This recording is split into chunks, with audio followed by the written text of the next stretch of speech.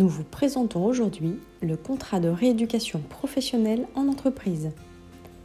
Le CRPE s'adresse à toute personne qui est salariée, en arrêt de travail, reconnue de la qualité de travailleur handicapé, indemnisée par la CPAM et dont l'état de santé risque de poser des difficultés lors de la reprise à son poste.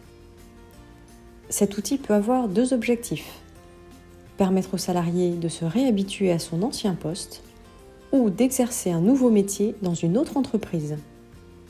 Il s'agit d'un CDD pouvant aller de 3 mois à 1 an.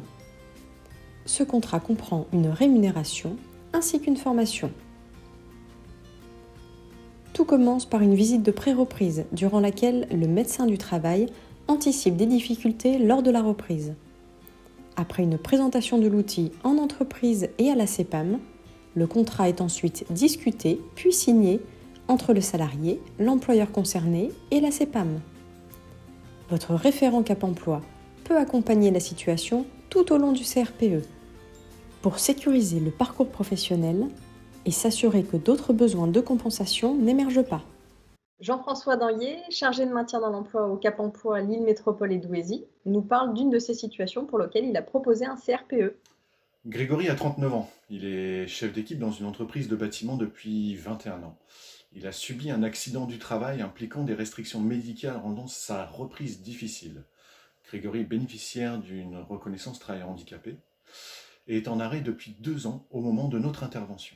Et alors, est-ce que tu peux nous expliquer comment s'est déroulée ton intervention? C'est la médecine du travail qui a fait appel à nous.